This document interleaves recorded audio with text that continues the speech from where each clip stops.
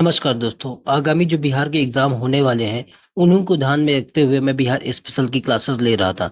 उसमें मैंने बिहार स्पेशल की जो मेन मेन सारी चीजें होती है ना, हिस्ट्री, पॉलिटी, ज्योग्राफी, इकोनॉमी, ये सारी चीजें आपको पूरी तरीके से आर्ट एंड कल्चर वाला पार्ट सब कुछ करवा दिया। अब एक दो पोर्शन बचते हैं। एक पोर्शन बचता है उसका मिसलेनियस वाला, और एक बचता है उसका जो पर्यटन वाला। वो दोनों चीजें इसी में आ जाएंगी। तो वो उतना अगर करवा दूंगा मैं तो आपका बिहार स्पेशल जो स्टैटिक पोर्शन है ना, वो पूरी तरीके से कंप्लीट हो जाता है। लेकिन उसको मैं करवाता रहूंगा, एक दो दिन के अंदर वो भी वीडियो डाल दूंगा। लेकिन कुछ इंपॉर्टेंट जो करंट अफेयर हैं उनको पढ़ाना बहुत ज़्यादा ज़रूरी है, क्योंकि इनसे एग्जाम में सवाल पूछे ही जाते हैं। मैंने भी एग्जाम दिया, हर बार सवाल इनसे रहते ही रहते हैं। तो आज के जो सेक्शन होगा उसमें मैं 10-15 मिनट में आपको बिहार का जो बजट है ना पूरा का पूरा वो अच्छे से पूरा पढ़ा दूंगा। इनसे बाहर बिहार के बजट में सवाल नहीं आते हैं, ठीक है। तो देखो, बजट की जो मूलभूत इंफॉर्मेशन होती है वो आप जब जनरल बजट पढ़ते हैं, इकोनॉमी पढ़ते हैं, जो इंडिया की इकोनॉमी है, तो उसमें सारा कुछ पूंजीगत खाता क्या होता है, या पूंजीगत प्राप्ति क्या होती है, राजस्व प्राप्ति क्या होती है, ये राजस्व अधिशेष क्या होता है, ये सारी चीजें आप वहां पे देख चुके हो, या वहां से आप कवर कर लेना, ठीक है। यहाँ पे सिर्फ जो बिहार के लिए फैक्चुअल इंफॉर्मेशन होती है वहीं से पढ़ा जाता है। अब ये नहीं कि मैं पूरी इकोनॉमी यहाँ पे बताने लग जाऊं। राजकोषीय घाटा होता क्या है, प्राथमिक घाटा क्या होता है, ये जो एड्स का कॉन्सेप्ट होता है इसमें बजट में वो क्या होता है, एफआरबीएम एक्ट क्या होता है, ठीक है। तो हम बाहर से किस तरीके से सहायता लेते हैं, बाहर को किस तरीके से सहायता देते हैं, ये हमारे पास आय के क्या स्रोत होते हैं, टैक्स क्या होता है, ये सारा कुछ, टैक्स की पॉलिसी क्या है, ये सारा कुछ बजट में पढ़ना होता है जो इंडिया की इकोनॉमी है। लेकिन यहाँ पे हम वो सब नहीं करेंगे। यहाँ पे जहां से सवाल आते हैं ना एग्जाम ओरिएंटेड, उसी तरीके से पढ़ाई करेंगे, ठीक है।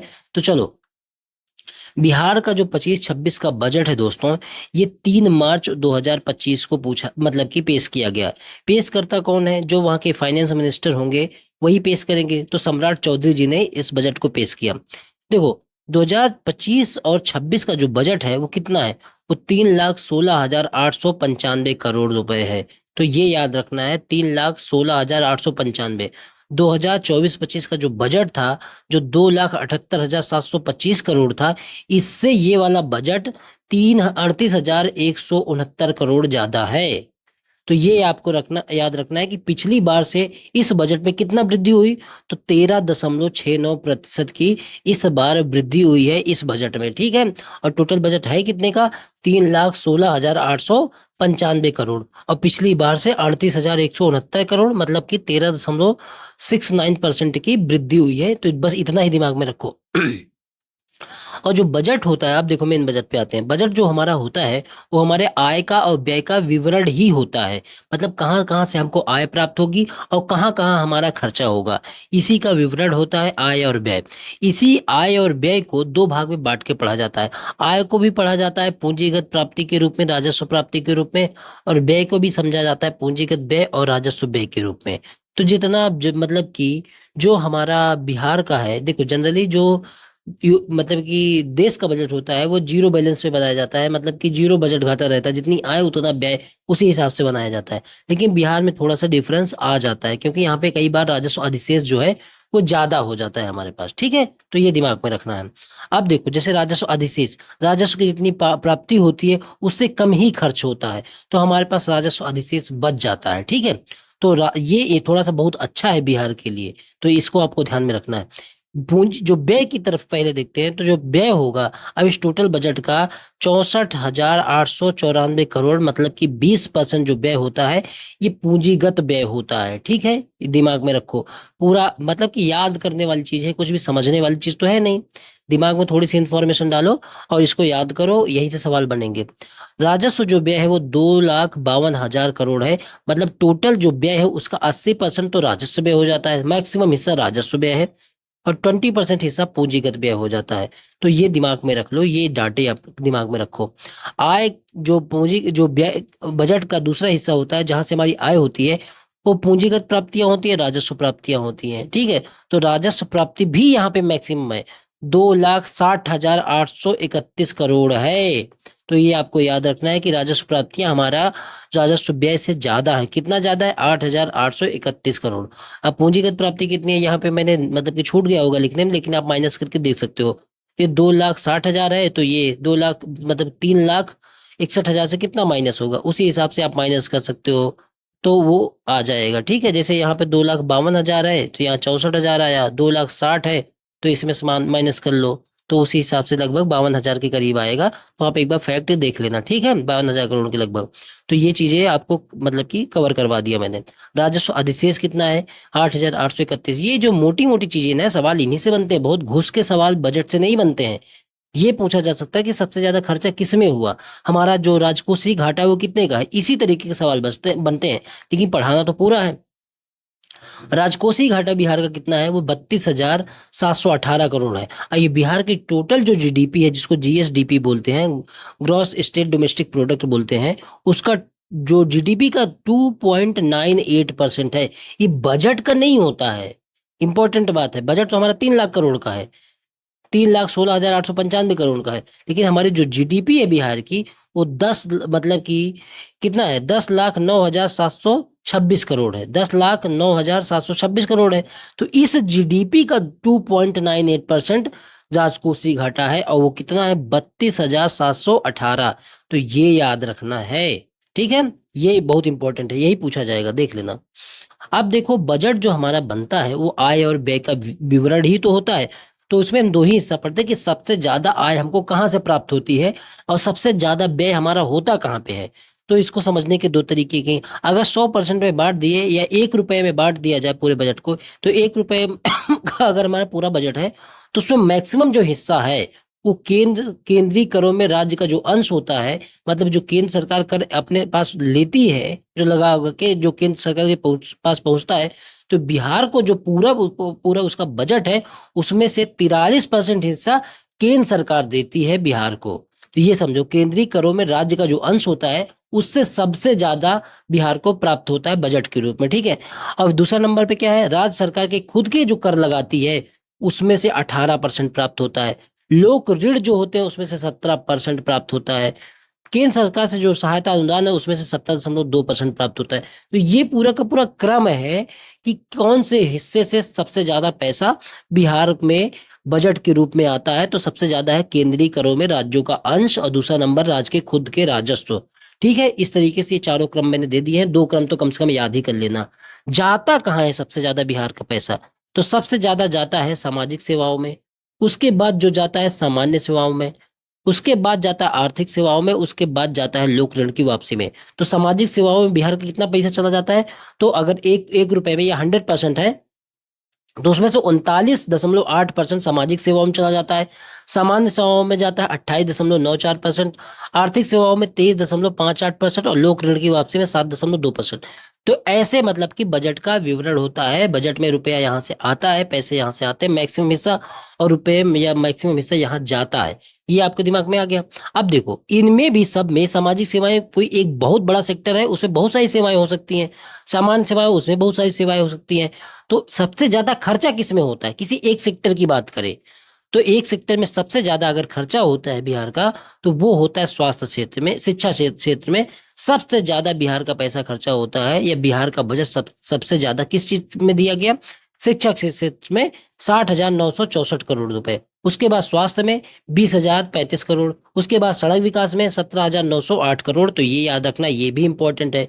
जो मैं इंपॉर्टेंट बता रहा हूँ उसको तो बिल्कुल दिमाग में बसा ही लेना है। एक बिहार का बजट कितना है वो याद रखना है, राजकोषीय घाटा कितना है वो याद रखना है, और तीसरा सर्वाधिक खर्च कितना है वो याद रखना है। रुपया आता कहाँ से, उसमें पहले दो नंबर के याद रखने हैं। रुपया जाता कहाँ है, उसमें ये दोनों याद रखने हैं। और इसका तो परसेंटेज याद करके रखना है, और ये वाला ये हिस्सा कि ये वाला हिस्सा, ठीक है। राजस्व अधिशेष भी दिमाग में रखना।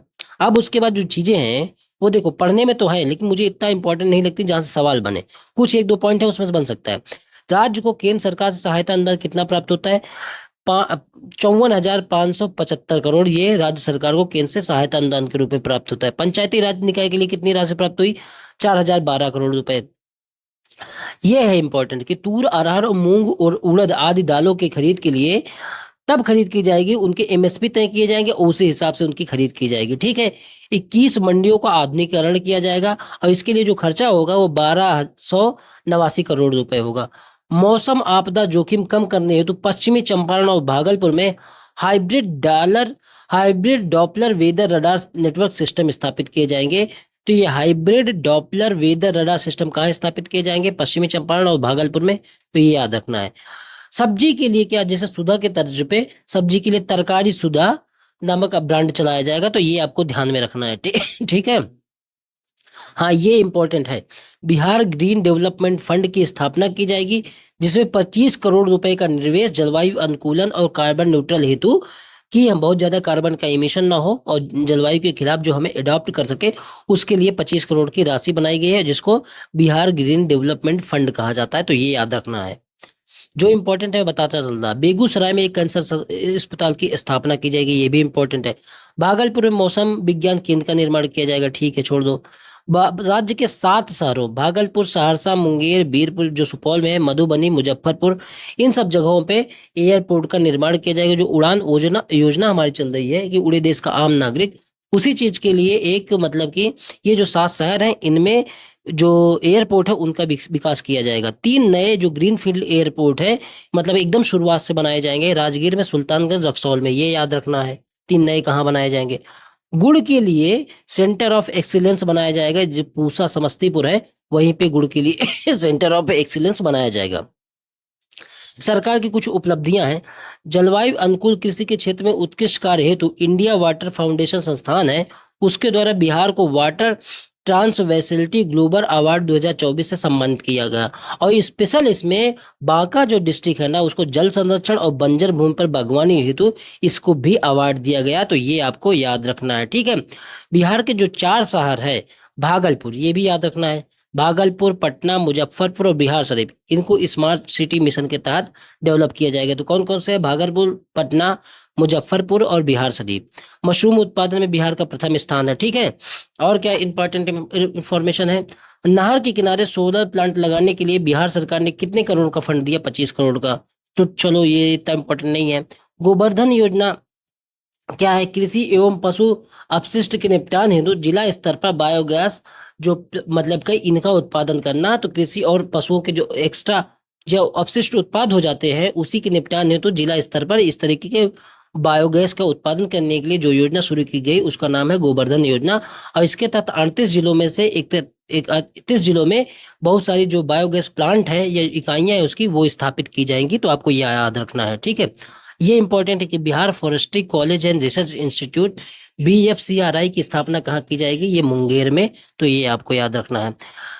पर्यावरण, वन एवं जलवायु परिवर्तन विभाग जो बिहार का है, उसको 2024 का स्कॉच अवार्ड है, इससे प्रदान किया गया है। तो ये आप दिमाग में रख लोगे आप।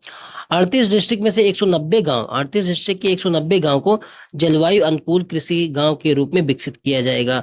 तो देखो, 13 मिनट की वीडियो में ये सारे जो बजट की इंफॉर्मेशन है मैंने आपको दे दी। बजट से इससे ज्यादा सवाल नहीं बनते हैं, मैंने सारा कुछ छाट के अच्छे से लिख के तब आपको ये नोट्स दिया है। ऐसा नहीं कि इसमें कुछ इन्फॉर्मेशन जो हमारे काम की है वो मैंने छोड़ दी है, ठीक है। तो PDF आप ले लेना उसी नंबर पे कॉल करके, 9667305679, इस नंबर पे मैसेज करके PDF ले लो। सब फ्री, इसकी पीडीएफ फ्री है, और फिर अपने सामने रख के पढ़ लो, ठीक है। इस तरीके से जो YouTube चैनल का लोगो होगा वहीं पे जाके आपको ये सारी क्लासेस मिल जाएंगी, ठीक है। अगले वीडियो जो होंगे बिहार का इकोनॉमिक सर्वे या बिहार के जो अन्य करंट अफेयर है, उनको मैं जल्दी जल्दी अब कवर करवाने की कोशिश करूंगा। आज का वीडियो लेट हो गया था क्योंकि मेरी थोड़ी तबीयत खराब थी, ठीक है। तो आगे के जो वीडियो होंगे मैं लिख के जल्दी जल्दी करवाने की कोशिश करूंगा। धन्यवाद।